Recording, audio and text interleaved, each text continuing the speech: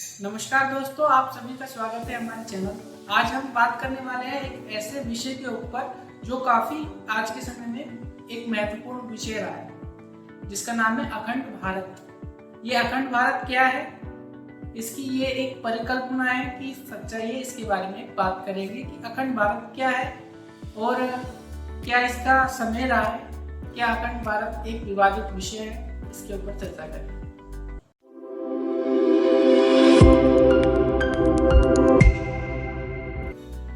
अखंड भारत का मतलब है ये जो भारतीय उपमहाद्वीप है, इसमें जितने भी देश हैं सभी को मिलाकर एक कंट्री, एक राष्ट्र, सांस्कृतिक रूप से भी और पॉलिटिकल रूप से भी।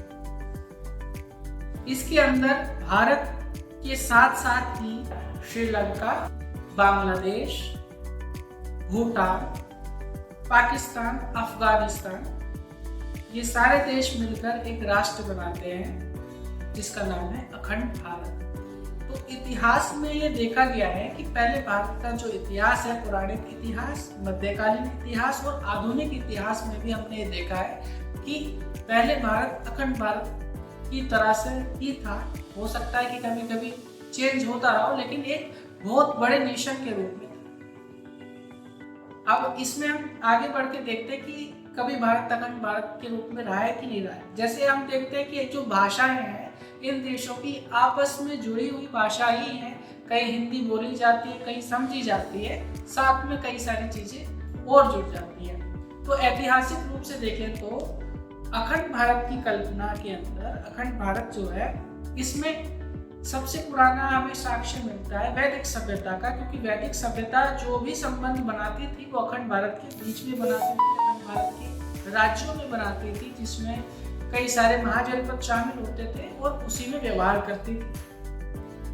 उसके बाद में मौर्य काल आता है। मौर्य काल में लगभग 322 ईस्वी के आसपास, ईसा पूर्व के आसपास मौर्य काल देखा जाता है, जिसमें सम्राट अशोक ने और चंद्रगुप्त मौर्य ने, फिर सम्राट अशोक ने इस क्षेत्र को काफी बृहद कर दिया था, काफी विस्तार से अखंड भारत को एक रूप दिया था। वो पॉलिटिकल रूप तो था ही, साथ में सांस्कृतिक और सामाजिक रूप भी था। उसके बाद गुप्त काल में भी इसने काफी विस्तार लिया और आर्थिक स्थिति से भारत काफी सुदृढ़ और विकसित हो गया था। इसके बाद में मध्यकाल आता है। मध्यकाल में सल्तनत काल के बाद मुगल काल, और मुगल काल के बाद हम देखते हैं कि अखंड भारत में कहीं ना कहीं कमजोर पड़ता दिखाई देता है, क्योंकि मुस्लिम धर्म आ जाता है और हमलों के आसपास जब हमले होते हैं तो अफगानिस्तान के कई सारे देश जाते हैं, शहर जाते हैं, फिर उसके बाद अफगानिस्तान, पाकिस्तान, इस तरह से भारत काफी छोटा होता जाता है। और अगर इसी में हम और आगे बढ़ते हैं तो मुगल काल में अखंड भारत दोबारा से सुदृढ़ हो जाता है। फिर बाद में मुगल काल खत्म होने के बाद अंग्रेज आ जाते हैं। आधुनिक काल में अंग्रेजों का शासन हो जाता है, तब भी भारत काफी बड़ा रूप ले लेता है, एक अखंड स्वरूप ले लेता है।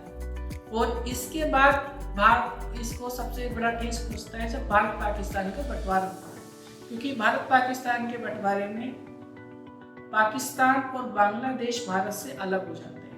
पहले पाकिस्तान ही कहेंगे इसको, पश्चिमी और पूर्वी पाकिस्तान, लेकिन बाद में एक बांग्लादेश बन जाता है। तो धीरे धीरे कर अखंड भारत छोटा छोटा होता जाता है। और आज के समय में भारत लोकतांत्रिक रूप से एक देश है, भारत, इंडिया, और साथ में उसके साथ कई सारे देश हैं। लेकिन ये देश आज भी भौगोलिक रूप से तो साथ में है ही, लेकिन सांस्कृतिक रूप से और ऐतिहासिक रूप से भी साथ ही है।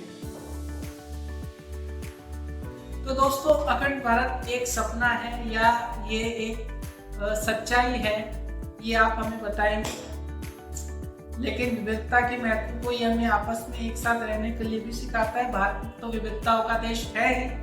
साथ में अगर आपको ये वीडियो अच्छी लगी हो तो लाइक, शेयर और सब्सक्राइब करें, और साथ में हमें कमेंट करके बताएं कि आप अखंड भारत को कैसे देखते हैं और क्या अखंड भारत का सपना साकार होता आपको दिखाई दे रहा है कि नहीं। धन्यवाद।